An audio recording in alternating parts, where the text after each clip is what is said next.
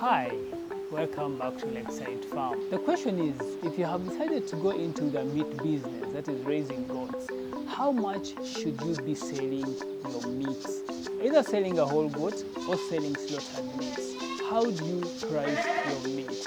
That's what we are here to discuss today.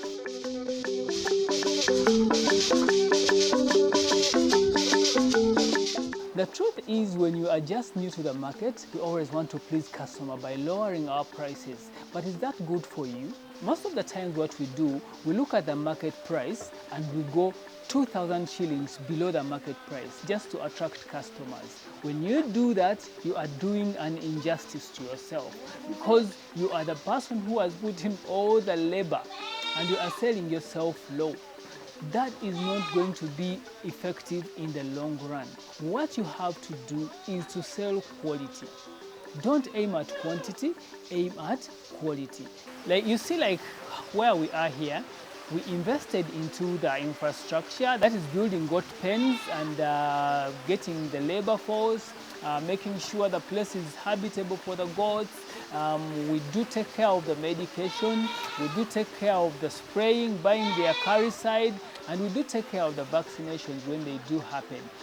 In the long run, you realize that these things are not cheap.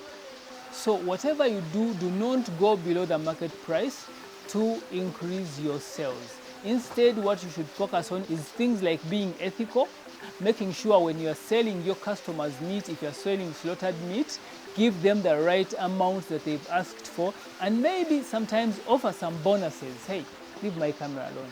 This one is eating my camera. And maybe sometimes offer some bonuses.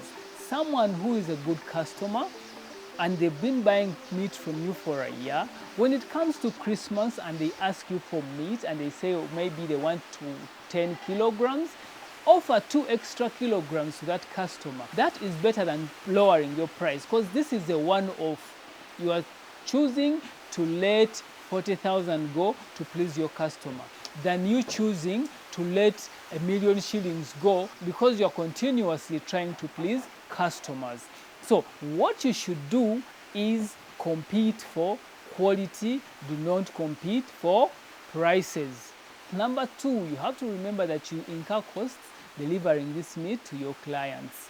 And if you're going to lower your prices just to please customers to buy from you, that means when you include in the cost of transportation, instead of selling meat, for example, at 20,000 and you've already lowered it to 18,000, just add another 2,000. That means you're selling it at 16,000 and you are losing 4,000 off a kilogram. So you are not even breaking even, but you are making losses. That's why you shouldn't lower your prices just to please customers. So after quantifying your costs at the farm, then you can put them vis-a-vis amount of money that you can get from a kilogram of meat, because each animal must contribute to the cost of the farm, the cost of keeping it at the farm until it's ready for slaughter. So you put the cost of the meat vis-a-vis the farm costs and see if you can actually balance it off, whether you're breaking even or you're making losses or you are actually making abnormal profits. Either way, it is possible, because the reality is you actually invest money into the farm. It's not for fun. You don't just keep animals for fun. You are doing it because you are doing business. You must be able to quantify your expenditure and deduct that money off each and every kilogram of meat or each and every animal that you do sell at the farm. That will help you actually price your meat or your animals at the farm. Another way of knowing how to price your meat is being flexible. Other people are so inflexible that even when prices fall, what they do, they stop selling and begin hoarding.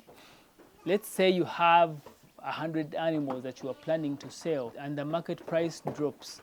And now you decide that, oh, since the market prices have dropped, I'm not going to sell my animals. I'll wait until the prices are back to normal.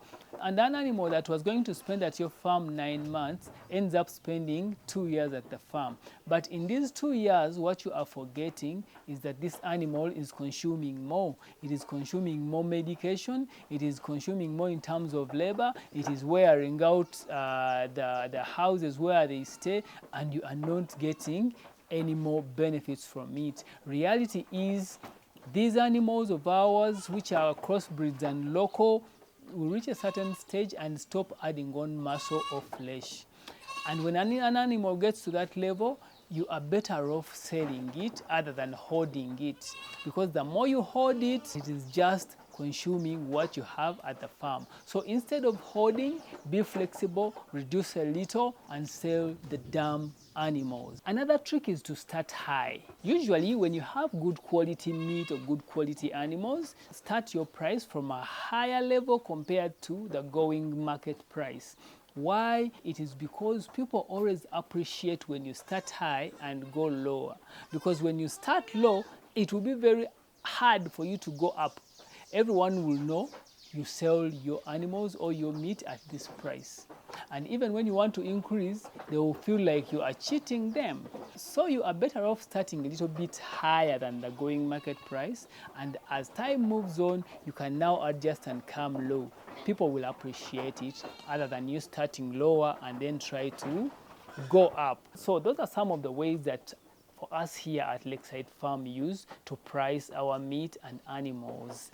I remain Julius Caesar. Thank you for watching. Until next time, see you then.